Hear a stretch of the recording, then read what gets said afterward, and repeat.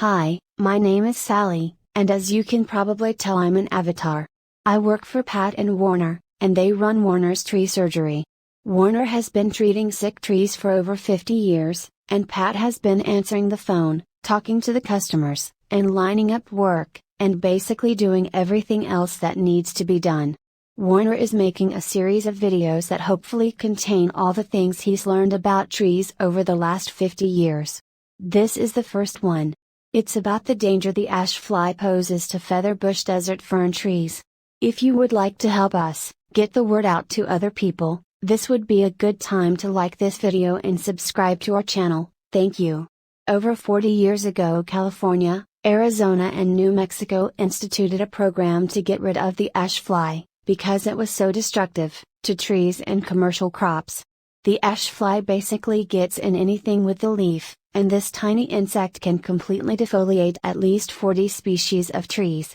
The ash white fly has a 60-day lifespan, but for 55 days it's an aphid-like creature that is too small to see with the naked eye. The adult winged insects are just barely visible. In the past, California, Arizona, and New Mexico were successful in eradicating this pest with a combination of poisoning neighborhoods, crops, and orchards, and importing the ash fly's natural predator, a very small wasp, but at this time, as far as I know, nothing is being done about them. It's hard to see the ash fly on featherbush desert fern trees unless you know what you're looking for. In the past, aphids would infest featherbush desert fern trees' leaves, and if you touch them, they would feel sticky. Well, the ash fly does the same thing. So, if your featherbush desert fern tree's leaves are sticky and you live in Maricopa County, Arizona, you probably have the ash fly. The difference between the ash fly and the aphids is the ash fly will turn the featherbush desert fern leaves white, and if you know what you're looking for, before that happens, the top leaves of the featherbush desert fern tree will look a little weird. So, if you see your neighbor's trees with a few of their branches turning white, this is probably caused by a boring insect that's went completely around a particular branch, or it's caused by the ash fly. In order to control the ash fly, you need to poison the trees. You also need to start fertilizing your trees on a regular basis. I'm going to tell you which poison to use in a minute, but first you need to understand that the poison I recommend has nitrogen in it, and too much nitrogen is bad for trees. So, you need to put the poison down, and then 6 months later you get a good general purpose fertilizer, and you treat the trees with it.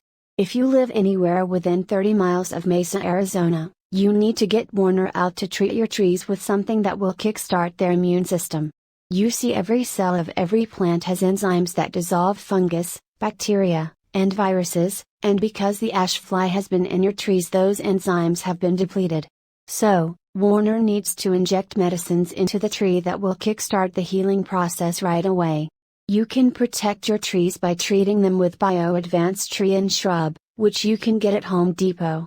This is a terrible poison, is so bad it was taken off the market for professionals to use, but thanks to some sneaky politicians, it was grandfathered in, so a 10-year-old kid can walk in and buy all he wants. Anyway, if you know it's toxic, you'll be fine, just don't go sticking your hands in it and licking your fingers.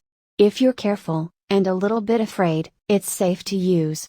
If you use the liquid, you pour the amount you need in a bucket with water, and you put the water down close to the base of the tree, and then you water it in. If you use the powder, you put the powder down close to the base of the tree and then you water it with a sprinkler.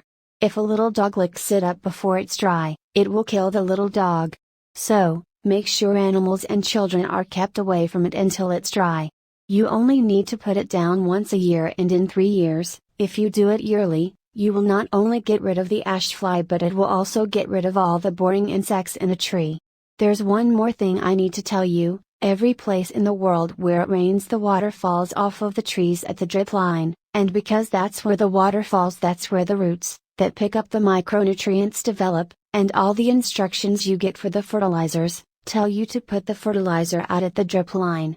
In Maricopa County, Arizona, the roots have developed where the tree has been getting water all its life, and that's where you need to put the fertilizer. So, just ignore the instructions, and do it the way I just told you. Also, while we're on the subject, our garages and sheds get 140 degrees in the summertime. This damages the fertilizer, so you need to keep the fertilizer someplace cool in the summer, and if you've got fertilizer that's been in the garage or shed in the summertime, you need to get rid of it. Well, that's about it. I hope this helps you with your trees. Please subscribe to this channel and hit like, and if you live within 30 miles of Mesa, Arizona and you want Warner to come out and look at your trees, just give us a call. The number is 480-969-8808. Thanks and goodbye.